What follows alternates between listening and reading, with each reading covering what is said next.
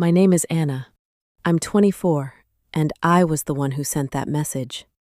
I remember staring at my phone, my heart racing so fast it felt like it was echoing in my ears, my fingers slightly shaking.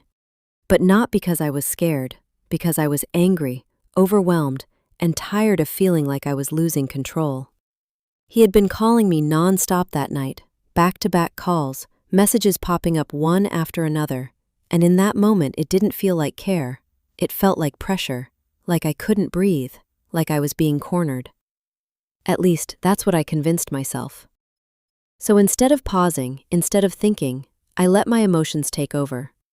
I opened the chat, stared at the screen for a second, and then typed the words that felt powerful in that moment, but would later haunt me. I'm not yours. Stop calling. No hesitation, no second thought. I hit send and leaned back, exhaling deeply, almost like I had just won something, like I had finally taken my power back. For a brief moment, there was silence, and then my phone buzzed, his reply, quick, calm, unexpected. Got it, then I'm not your BF either. I read it once, then again. My lips curled into a small, sarcastic smile. Good, I whispered under my breath, convincing myself I didn't care. In my head, this was just a phase. He'd call again, he always did. He'd apologize, explain, try to fix things, chase me like before.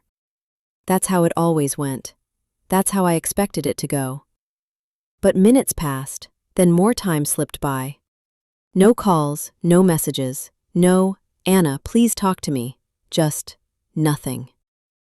The silence stretched longer than it ever had before, heavier than I expected, almost uncomfortable, but I ignored it, telling myself it was just a matter of time. I didn't realize it then, sitting there with that false sense of control, that the silence I was so confidently embracing wasn't him giving me space, it was him letting go.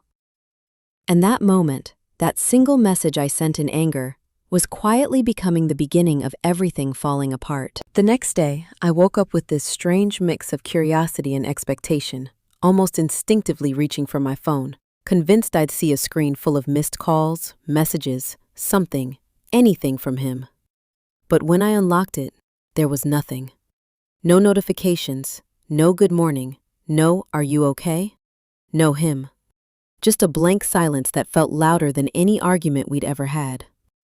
At first, I brushed it off, forcing a small smirk like it didn't bother me. He's just playing a game, I told myself. He'll text, he always does. So I waited, trying to act unbothered, going through my day while checking my phone every few minutes without even realizing it. One day passed, then two, and that silence didn't crack. It only grew heavier, more uncomfortable, like something was slowly sinking in my chest.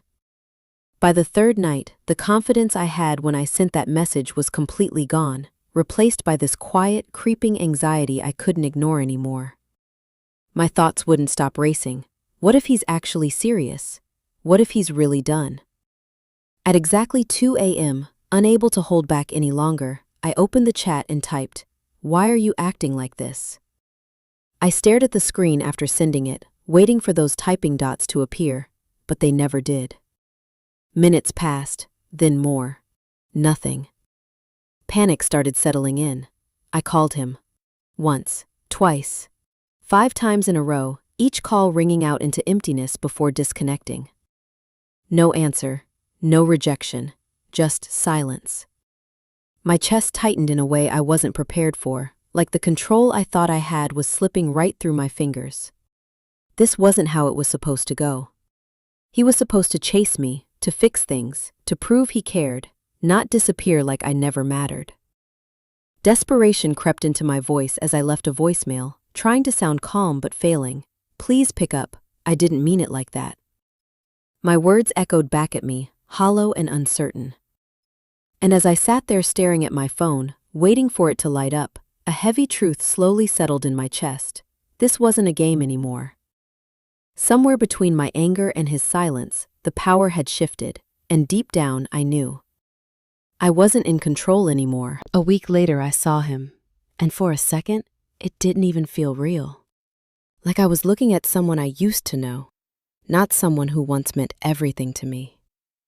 He looked different, not in the way he dressed or stood, but in the way he carried himself. Calm, composed, distant, like the version of him that used to revolve around me simply didn't exist anymore. There was no rush in his eyes, no softness, no sign that he had been affected the way I had. It was like I had been erased from his world.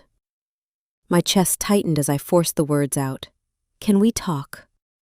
My voice barely held together, fragile in a way I hated.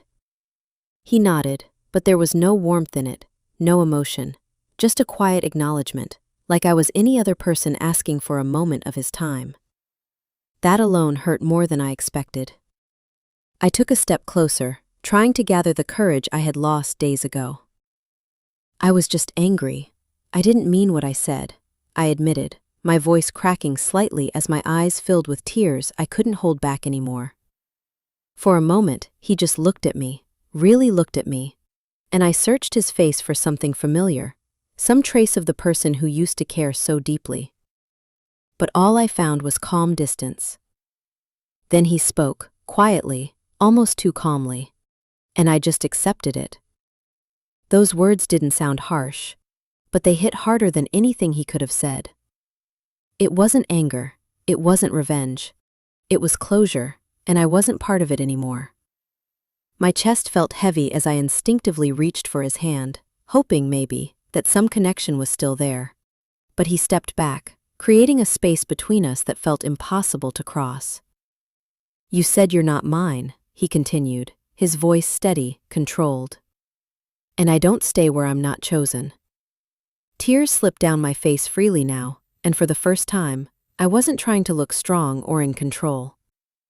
I just wanted to fix it, to rewind everything, to go back to that one moment and stop myself from sending that message. I would have taken it all back if I could.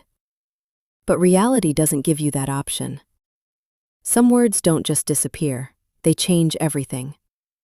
Before I could say anything else, before I could even think of another way to hold on to him, he turned and walked away. No hesitation, no looking back, no pause. And I stood there, frozen, watching the distance between us grow until he was completely gone. In that moment, it finally hit me with full force. The message I sent to feel powerful, to take control, to push him away just enough to be chased, was the same message that made me lose him completely.